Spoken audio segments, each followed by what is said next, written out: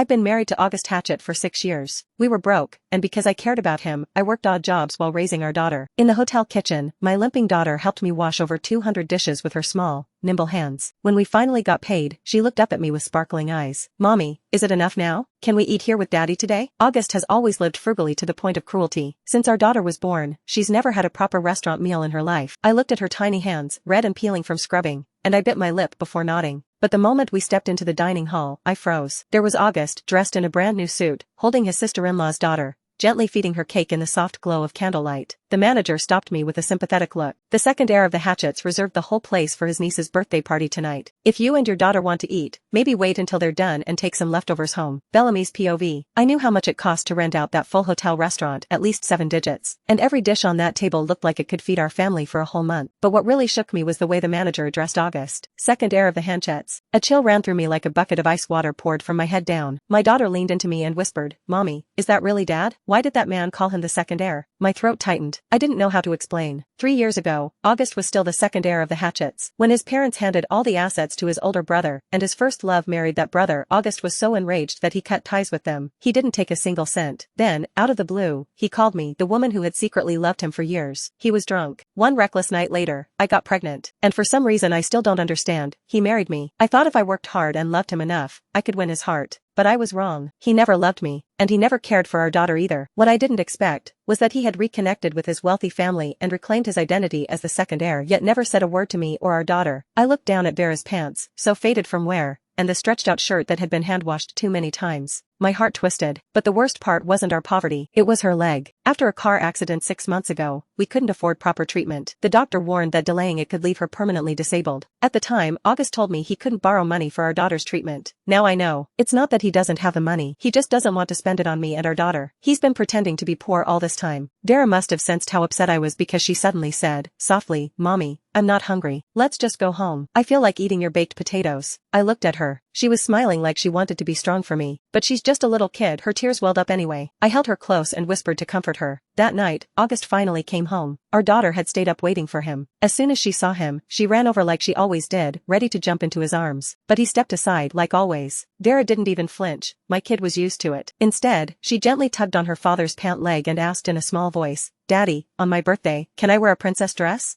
I want a big cake. Well, not too big. Just enough for you, Mommy, and me." Vera had never asked for anything before. Every birthday, she'd just go along with whatever we prepared. But this time, she made a wish. August barely paid attention. He just mumbled, "Okay." That made Vera's face lit up. She spun around with joy, saying, "Then I'll wait for you, Daddy." I let myself breathe. Maybe, I thought, maybe he'll finally do something nice for her. But the days passed. 1, 2, 3, and not a single sign of a dress. Vera didn't complain. But each day, her smile looked more and more forced. I couldn't let her down. I decided I'd throw her a birthday party myself. But when I opened the piggy bank I'd been filling for months, it was empty. My savings have to be here. I've saved every bit to buy school supplies and prepare for Vera's surgery. Freaking out, I tore through the living room. That's when I found a receipt in August's drawer. For a gold bracelet? I froze. $20,000. The exact amount I had saved. Just then, August walked in. His face darkened when he saw what I was holding. He snatched the receipt and snapped, "Why are you going through my stuff?" My voice trembled. "You used my savings to buy a bracelet? It's for my mom." "What's wrong with being a good daughter-in-law?" he said, like I was being unreasonable. I stared at him, my throat tight. "What about our daughter's birthday?" He waved a hand, looking annoyed. "I'll buy something. Stop the drama." And just like that, he slammed the door and left. I just stood there, tears stinging my eyes, my chest hurting so bad that I couldn't breathe. Then I heard my daughter's voice, barely a whisper. "Mommy, let's wait a little longer. My birthday's still 3 days away. Maybe Daddy's planning a surprise for me." Her voice was so small, like she was trying to comfort herself. Or maybe she was desperately trying to hold on to the last bit of a child's fantasy. I crouched down and hugged my innocent daughter tightly. "Sweetheart, if Mommy and Daddy got divorced, who would you want to live with?" Bellamy's POV. Vera didn't look up. She kept fiddling with the hem of her shirt and asked in a tiny voice, "Does getting a divorce mean Mommy and Daddy can't live together anymore?" I nodded. The question felt too cruel for someone her age. She stayed quiet for a long time, her long lashes trembling just a little. I want to stay with Mommy," she whispered. Her voice was barely louder than a mosquito's buzz, but it was so firm that it made my heart twist. "I'll be good. I'll eat less. I won't ask for new clothes. Mommy, please don't leave me, okay? I couldn't hold back anymore. I pulled my daughter into my arms and embraced her tightly. The next morning, I dropped her off at school like usual, and then I got on my scooter to deliver food. The delivery address was for a fancy swimming center nearby. I figured I could finish this order fast and grab another one right after, but I didn't expect to see August there. He was wearing swim trunks with a shirt thrown over, holding Blanche in his arms as they hurried out of the changing room. You should have told me it was your period. You know you can't go in the water like that, right? His tone was harsh, but the worry on his face was clear. Blanche pouted and took the chamomile tea and sanitary pads straight from his hands. It's already the 5th day. Swimming a little won't hurt. You're so annoying, still nagging me like we're dating again. You're just like a mother. I stood there like an outsider, completely frozen. August saw me but only glanced at me and casually said, I brought my sister-in-law to practice swimming. Since you're here, go grab the documents from the locker for me and take them home. Blanche leaned into him and gave me an apologetic smile. Don't be mad, sissy. August just felt bad for me and took care of me a bit, that's all. I don't know what I and Philomena would have done this year without him. Where's your husband? I asked, my voice hoarse. Blanche looked at me, and there was a flicker of pity in her eyes. You didn't know? Percival, he died in a car accident a year ago. I stood there, stunned. The news made my head go completely blank. A whole year? Her husband has been dead for a year now? I really almost didn't make it back then. If it weren't for August, I don't know how I would have survived. So when he threw that birthday party for Philomena, I muttered to myself. I'd comforted myself, thinking Blanche still had a husband. That nothing would happen between her and my husband. She was his sister-in-law, after all. Family. But her husband had already passed away. And the worst part? If her husband died a year ago, then August would have inherited the family business a year ago. Yet he never told me. He still makes me and our daughter live so frugally. What about the money for her treatment 6 months ago? He wouldn't even pay a damn cent. I wanted to scream, to question him right then and there, but my phone rang. It was the customer asking about their food. There was no time for me to fight with August. I apologized on the call and rushed toward the exit. I didn't even see the rug near the steps, tripped hard, and fell flat on the ground. At the same moment, I heard a splash. Blanche had slipped and fallen into the pool. Blanche. I saw August take a step toward me for a split second, but the next, he turned without hesitation and dove into the water, swimming straight to Blanche. They clung to each other in the pool, their bodies pressed together. My knee was bleeding, but I couldn't even feel the pain. I just ran. 6 years ago, I lost to Blanche. 6 years later, I still can't compare.